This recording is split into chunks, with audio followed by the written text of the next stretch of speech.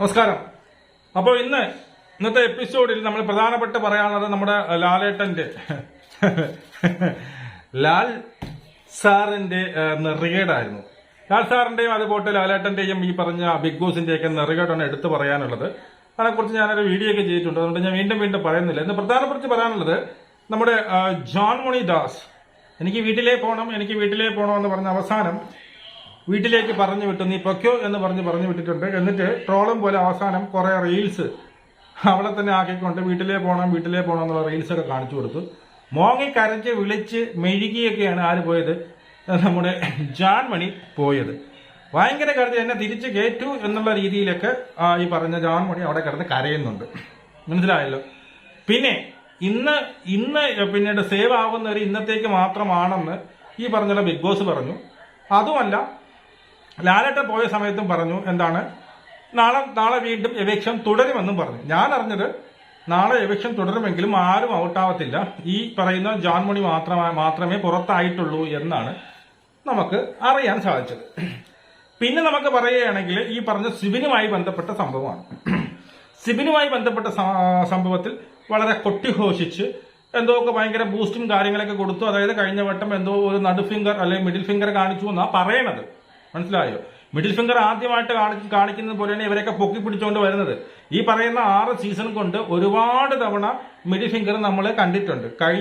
കഴിഞ്ഞ പിന്നീട് സീസണെ കുറിച്ച് പറയുകയാണെങ്കിൽ നാദറ കാണിച്ചിട്ടുണ്ട്, ഈ പറയുന്ന ശോഭ കാണിച്ചിട്ടുണ്ട്, ഈ പറയുന്ന ദേവു കാണിച്ചിട്ടുണ്ട്. അങ്ങനെ ഒരുപാട്, ഇതൊന്നും വലിയ കാര്യമൊന്നും അല്ല. ഒരുപാട് ആൾക്കാർ ഈ പറയുന്ന ആരാണ്, റിനോഷ് എത്രയോ തവണ കാണിച്ചിട്ടുണ്ട്. റിനോഷ് കാണിച്ചിട്ടുണ്ട്. അപ്പം ഇവരൊക്കെ കാണിച്ചിട്ടുണ്ട്. അപ്പോഴൊന്നും ഇല്ലാത്ത കുരു ഇപ്പോൾ അവർക്ക് പൊട്ടി. ഒരു ദിവ്യ കുരു ഇപ്പൊ പൊട്ടി. അതായത് സിബിൻ കാണിച്ചപ്പോ പൊട്ടി. അത് മറ്റൊന്നും കൊണ്ടല്ല. എന്തുകൊണ്ടാണ്? ഈ പറഞ്ഞ ആരെ കാണിച്ചത് കൊണ്ട്, നമ്മുടെ ജാസുവിനെ, നമ്മുടെ മുല്ലപ്പൂവിനെ കാണിച്ചപ്പോഴാണ് അവർക്ക് കൊണ്ട് അങ്ങ് പൊട്ടിയത്. അവർക്ക് കുരു പൊട്ടി. അതായത് മുല്ലപ്പൂവിനെ എങ്ങനെ വെളുപ്പിക്കാം എന്ന് കാത്തിരുന്ന ബിഗ് ബോസിന് ഒരു വടിയായിട്ട് കൊടുക്കുകയായിരുന്നു അത് സിബിൻ ചെയ്തത്.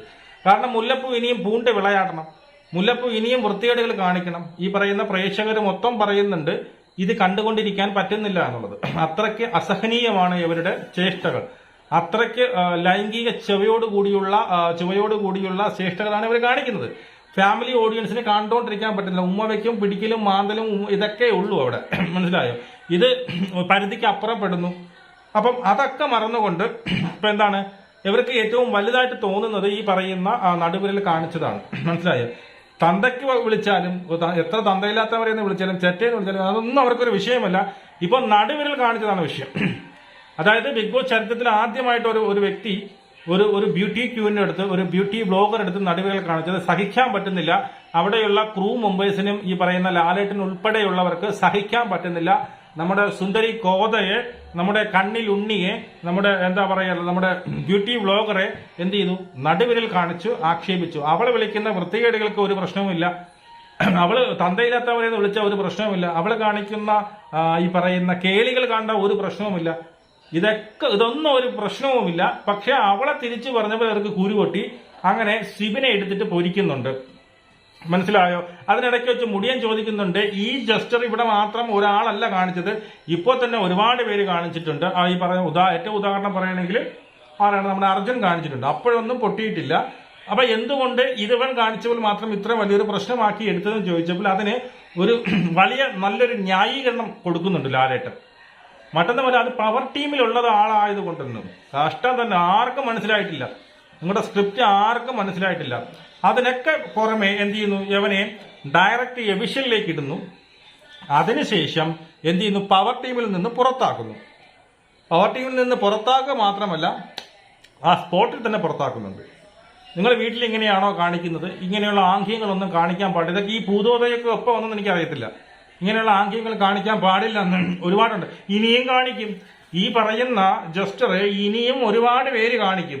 അപ്പോഴും ഇതേ ന്യായം തന്നെ നിരത്തണം കേട്ടോ. അപ്പോഴും ഇതുപോലെ തന്നെ കാണിക്കണം. അപ്പോഴും മലന്ന് പോകരുത്. ഈ സീസണിൽ അടുത്ത ഏത് സീസൺ വന്നാലും അപ്പോഴൊക്കെ പ്രേക്ഷകർ ഇത് തന്നെയാണ്, കുടുംബ പ്രേക്ഷകർ ഇത് തന്നെയാണ്.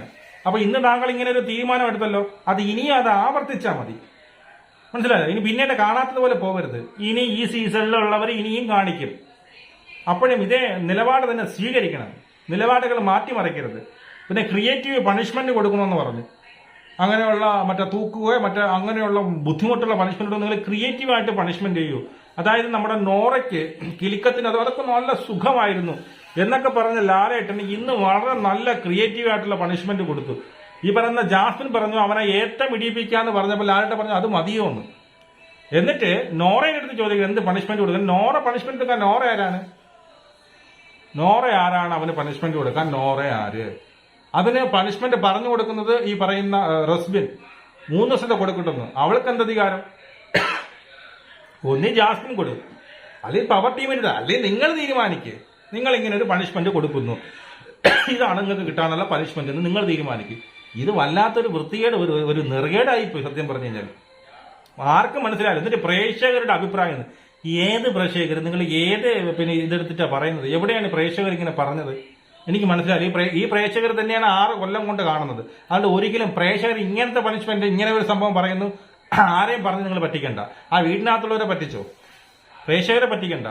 പ്രേക്ഷകർ ഇന്നലെ കണ്ടു തുടങ്ങിയതല്ല, 6 വർഷം കൊണ്ട് കാണുന്നുണ്ട്. 6 വർഷം കൊണ്ട് ഇതല്ല, ഇതിന്റെ അപ്പുറമുള്ള പിന്നീട് ഗസ്റ്റ് കാണുന്നുണ്ട്, ഇതിനപ്പുറമുള്ള ചീത്ത വിളികളെ കേൾക്കുന്നുണ്ട്, എല്ലാം കേൾക്കുന്നുണ്ട്. മനസ്സിലായോ? അതൊക്കെ കണ്ട് സഹിച്ച് ഈ ഷോ ഇങ്ങനെയൊക്കെ തന്നെയെന്ന് വിചാരിച്ചാണ് പ്രേക്ഷകർ ഇത് കാണുന്നത്. അവിടെ എന്നുമില്ലാത്ത പ്രേക്ഷകർ ഇത് എവിടെ നിന്ന് വന്നു? നിങ്ങൾ 4-5 പേര് കൂടുന്ന ക്രൂ മെമ്പേഴ്സാണ് നിങ്ങൾ പ്രേക്ഷകരെന്ന് ഉദ്ദേശിക്കുന്നത്. ആ പ്രേക്ഷകർ പറഞ്ഞതാണ് ഞാൻ ഇവിടെ പറയുന്നത്. എന്നിട്ട് പറയുന്നത് ഏറ്റവും വലിയൊരു തമാശ, എനിക്ക് ഏറ്റവും കൂടുതൽ ഞാൻ ചിന്തിച്ചത് നമുക്ക് ആരുടെ ഫേവറിസം ഇല്ലെന്ന്. അതെന്തുകൊണ്ട് ഇന്ന് മാത്രം പറഞ്ഞ് നമുക്ക് ആരുടെ ഫേവറിസം ഇല്ലെന്ന്? ആരാ പ്രേക്ഷകരെ പറ്റിക്കുന്നതോ? പ്രേക്ഷകരോടാണോ നിങ്ങൾ പറഞ്ഞത്? അല്ലെങ്കിൽ അവിടെ ഇരിക്കുന്നവർക്ക് അങ്ങനെ തോന്നുമെന്ന് കരുതി പറഞ്ഞതാണോ? അത് പറഞ്ഞപ്പോൾ തന്നെ മനസ്സിലായി നിങ്ങൾക്ക് നല്ല ഫേവറിസം ഉണ്ടെന്ന്. നിങ്ങളുടെ ഈ ഗെയിം പ്ലാൻ എന്താണെന്ന് കൃത്യമായിട്ട് നമുക്ക് മനസ്സിലാവുന്നുണ്ട്. എവരുടെ ഗെയിം പ്ലാൻ? സത്യം പറഞ്ഞാൽ ഒരു കാര്യം പറയാം, ഈ ഒരു സംഭവം കൊണ്ട് സിബിന് പിന്നീട് വോട്ട് കൂടത്തേ ഉള്ളൂ, സപ്പോർട്ട് കൂടത്തേ ഉള്ളൂ. അത് എപ്പോഴും അങ്ങനെ തന്നെയാണ്.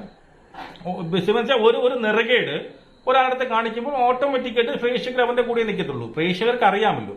അപ്പോ ഇവരിവിടെ കാണിച്ചത്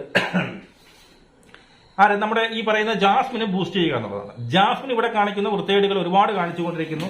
അതിപ്പോ ഉമ്മ വയ്ക്കുന്നതായിക്കോട്ടെ, ഇവരടുത്ത് കിടന്ന് പിന്നെ ഫൈറ്റ് ചെയ്യുന്നതായിക്കോട്ടെ, തള്ളക്കി വിളിക്കുന്നതായിക്കോട്ടെ, പിന്നെ വൃത്തികെട്ട വർത്തമാനങ്ങൾ പറയുന്നതായിക്കോട്ടെ, ബഹുമാനമില്ലാതെ പറയുന്നതാകട്ടെ, ഈ ഒരു ചന്ത സ്വഭാവം എടുക്കുന്നതായിക്കോട്ടെ, അതൊക്കെ വീണ്ടും ഇവിടെ തുടരണം.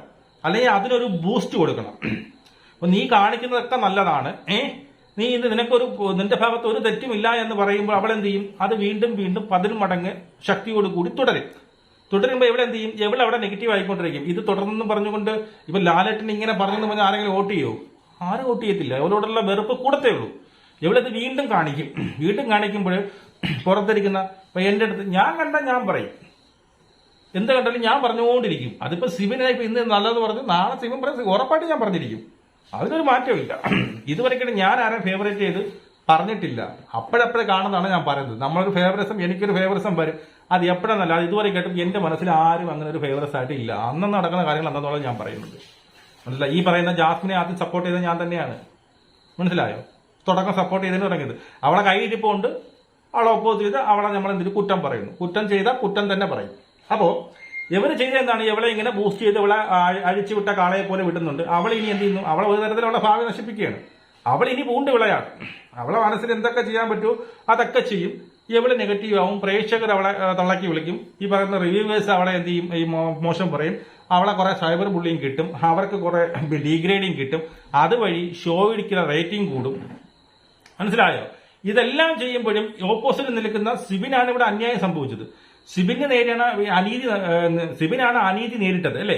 അപ്പൊ അനീതി നേരിട്ട ആൾക്കാരിലേക്ക് എന്ത് ചെയ്യും? ആ പ്രേക്ഷക സപ്പോർട്ട് കൂടും. അതത്രേ ഉള്ളൂ. അതൊരു സംഭവം തന്നെ. എങ്കിലും ഇതൊക്കെ കണ്ടുകൊണ്ടിരിക്കുമ്പോൾ പറയാതിരിക്കാൻ വയ്യ. നിങ്ങൾ എത്ര നെറുകെട്ട കളി ആയാലും കൂടി ഇങ്ങനെയൊന്നും ചെയ്യരുത്. ഇങ്ങനെ പച്ചക്കള്ളം എന്ന് വിളിച്ച് പറയരുത്. പ്രേക്ഷകർ പറഞ്ഞിട്ടാണ് ഞാൻ ഇങ്ങനെ ഉണ്ടാക്കണേന്ന് അങ്ങനെ പറയാൻ പാടില്ല. പ്രേക്ഷകർ പലതും പറഞ്ഞിട്ടുണ്ട്, പല കാര്യങ്ങളും പറഞ്ഞിട്ടുണ്ട്. ഈ ഷോ കാണാൻ പറ്റുന്നില്ല എന്ന് പറയുന്നുണ്ട് കുടുംബ പ്രേക്ഷകർ. അത്രയ്ക്ക് വൾഗറാണെന്ന് പറയുന്നുണ്ട്, വൾഗാരിറ്റി വളരെ കൂടുതലാണെന്ന് പറയുന്നുണ്ട്. അതിനെക്കുറിച്ച് നിങ്ങൾക്ക് കമാന്ന ഒരു അക്ഷരം മിണ്ടാൻ സാധിക്കുന്നില്ലല്ലോ. അതിനെക്കുറിച്ചൊരു കമാന്ന ഒരു അക്ഷരം പറഞ്ഞില്ല. അതൊക്കെ പറയണമെങ്കിൽ തന്റെ ഇടം വേണം. കാരണം അതൊക്കെ പറഞ്ഞാൽ TRP കുറയും. ഇനി അടുത്ത ജാസുവിനെ ഈ പറയുന്ന ഒരു പിന്നെ കുറെ കണ്ടന്റുകൾ തരുന്ന ജാസുവിന് എന്തെങ്കിലും പറഞ്ഞാൽ ജാസു ഒരു സൈഡിൽ നിന്ന് കരയും. നാളെ തൊട്ട് ജാസു പിന്നെ കണ്ടന്റ് തരില്ല. കമാന്നൊരു അവളെ തുറന്നില്ലെങ്കിൽ പിന്നെ കണ്ടന്റ് ഇല്ലല്ലോ, കണ്ടന്റേ ഇല്ല. അതിന് വേണ്ടിയിട്ട് അവളെ നിങ്ങൾ എന്ത് ചെയ്യുന്നു? യൂസ് ചെയ്യുന്നു. അവളെ പിഴിഞ്ഞ് ജീവിക്കുന്നു എന്നുള്ളത് തന്നെ നമുക്ക് കണ്ടിട്ട് നമ്മളും പിഴിയും.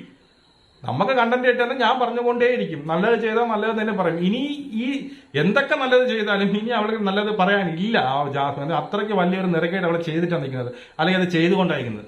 അത് മാറ്റം വരുത്താതെ അവളെ ഞാൻ സപ്പോർട്ട് ചെയ്യത്തില്ല. അപ്പോ ഇന്നത്തെ ദിവസം ഇതൊക്കെയാണ് നടന്നത്. സത്യം പറഞ്ഞാൽ ലാലേട്ടന്റെ നെറുകേടാണ് മെയിനായിട്ട് കാണാൻ പറ്റില്ല. ലാലേട്ടന്റെയും ബിഗ് ബോസിന്റെയും നെറുകെട്ട പരിപാടി നമുക്ക് കാണാൻ സാധിച്ചു. സിബിന് വളരെ സങ്കടം തോന്നിയിട്ടുണ്ട്. സിബിന് നല്ലൊരു പണിഷ്മെന്റ് കൊടുത്തു, വൃത്തികെട്ട പണിഷ്മെന്റ്. ഒരു അനീതി സിബിന് നേരിടേണ്ടി വന്നു. അതിനോടൊപ്പം ജാൻമണി ദാസ് പുറത്തു പോയിട്ടുണ്ട്. പിന്നെ കരഞ്ഞു മൊഴിയൊക്കെ പോയിട്ട് എന്റെ കയ്യിൽ ഇരിപ്പുണ്ട് നിനക്ക് കിട്ടിയെന്ന് എനിക്ക് പറയാനുള്ളൂ.